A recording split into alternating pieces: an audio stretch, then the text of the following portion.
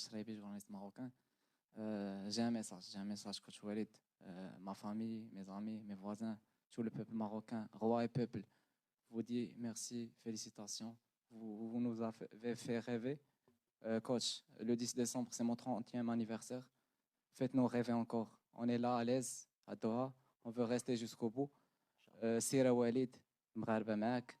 J'ai pas une question, si c'est possible. Merci. Vous pouvez poser une question au coach Walid Regragui. Merci, shukran. Walid. Right next to him.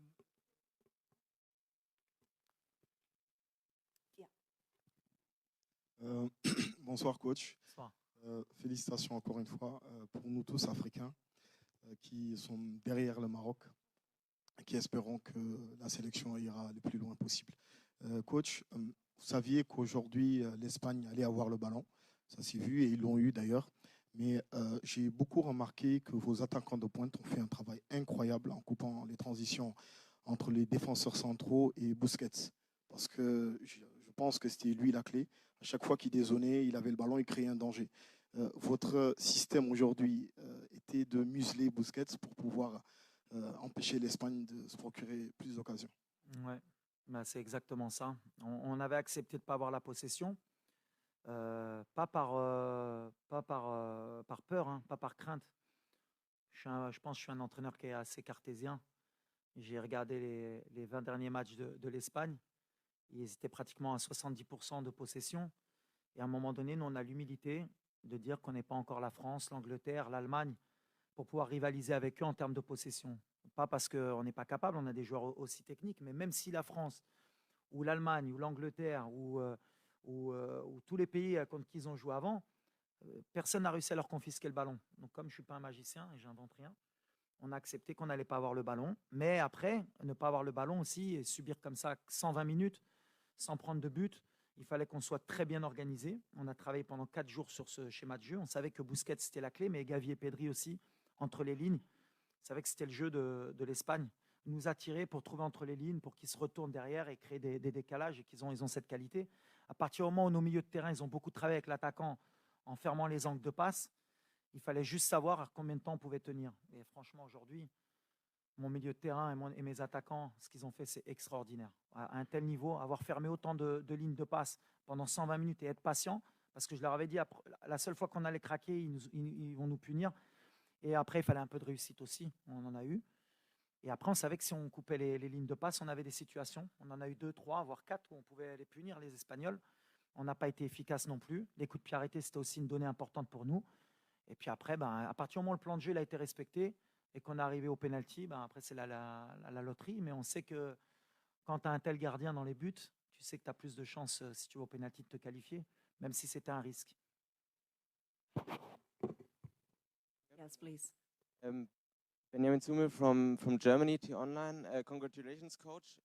I just read on the internet on Opta, the stats company, that you are the first African coach to reach the quarterfinals of a World Cup.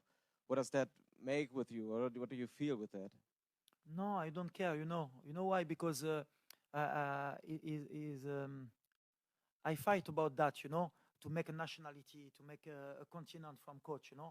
One time you have the in the world Portuguese coach is the best because only you have a passport Portuguese, you have a good coach, or Spanish coach.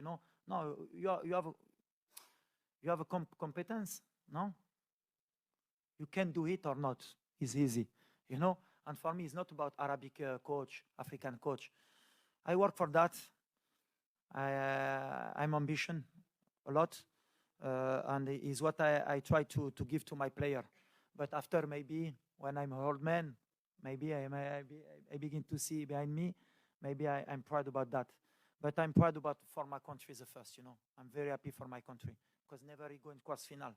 And with one local coach, I think is the best happiness for me and for my country, because you have Moroccan coach, he can do it sometimes, only need a confident, is that I want to send the message. Thank you. علي صلاة وكالة الأنباء القطرية. أول شيء مبروك. وشنو الرسالة اللي توجهها للجمهور اللي ما جلس دقيقة واحدة في الملعب تشجيعا للمنتخب المغربي؟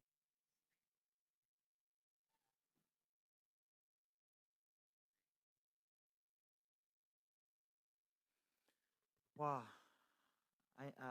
I think it's impossible you do that without these fans. 4 days ago, he's coming in the hotel. He wants the tickets. A lot of fans comes to Qatar to support the team, and all country, from America, from Europe, from Morocco. He loves his country, and what I can tell them is we do nothing. I need them for the quarters final, inshallah, to make history. But I'm very proud of my fans, of my people, and our big people also, because I think you have Qatari people here, maybe Algerian people, Tunisian people, Arabic people, and African people. I think now Morocco, he have a lot of country behind his back for to do history, inshallah. And inshallah khair, inshallah يزيدوا معنا. So 3 final questions over here and then here. No, here first. Walid, bravo encore une fois. Je veux juste savoir la réaction ديالكم من بعد l'appel ديال Sa Majesté, l'appel téléphonique. شوف,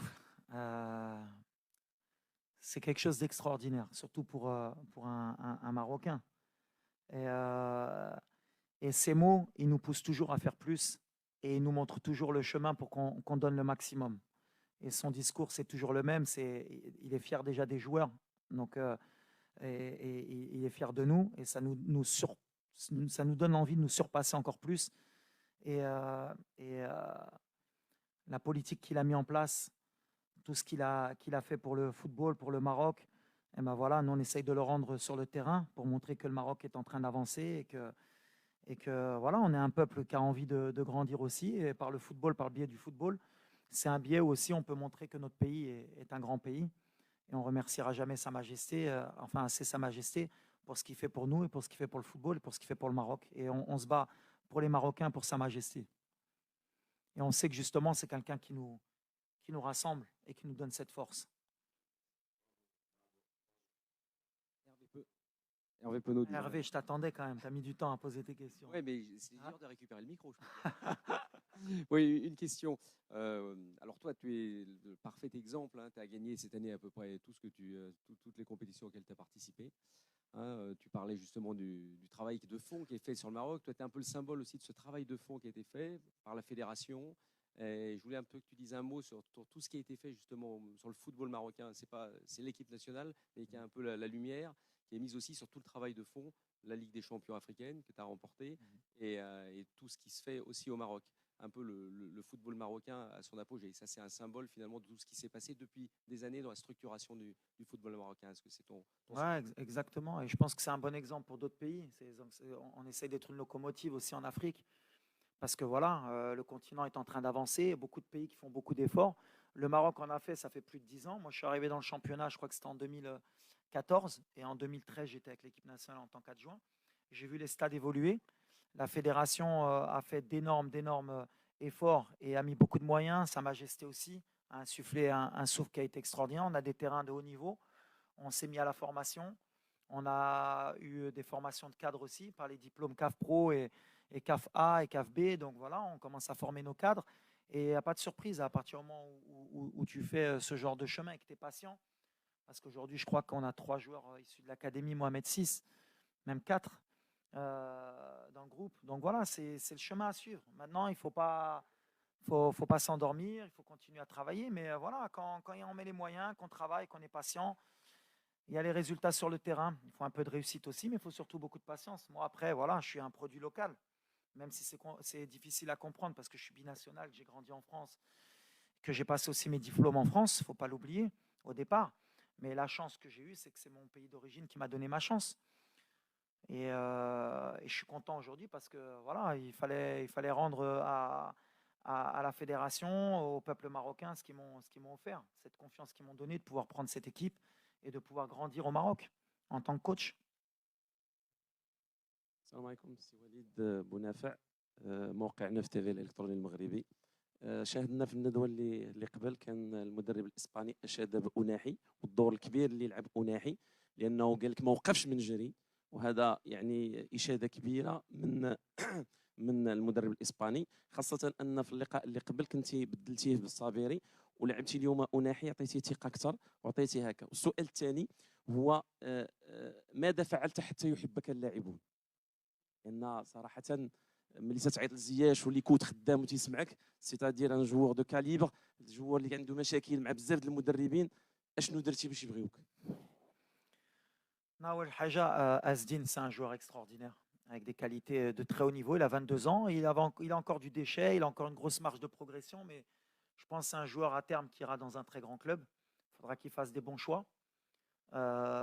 Aujourd'hui, il a élevé encore son niveau. On a beaucoup de joueurs qui élèvent leur niveau avec la compétition, parce qu'on a beaucoup de joueurs aussi qui ne jouaient pas beaucoup. On traîne un peu ça, c'est dommage, cette compétition à l'arrivée, avec des joueurs qui avaient des manques de temps de jeu, comme Hakim, comme Sofiane, qui faisait un mois qu'il ne jouait pas à Angers.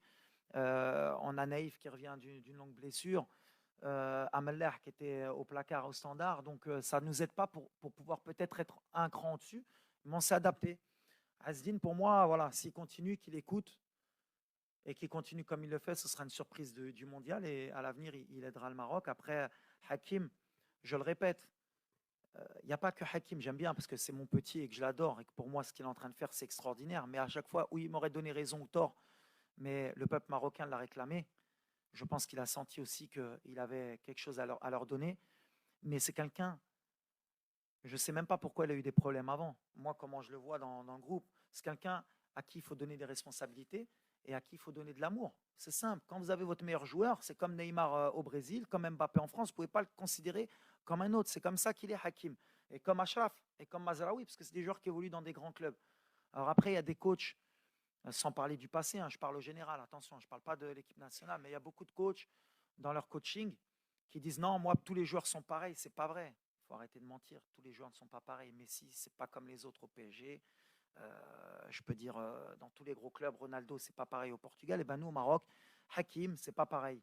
Et je le traite comme tout le monde quand il faut, mais je lui donne beaucoup d'amour parce qu'il le mérite. Et il me le rend sur le terrain, comme Achraf, comme Mazraoui, comme Romain, comme tout le monde. Parce qu'il ne faut pas oublier les autres joueurs. Hakim, il a besoin aussi des autres joueurs.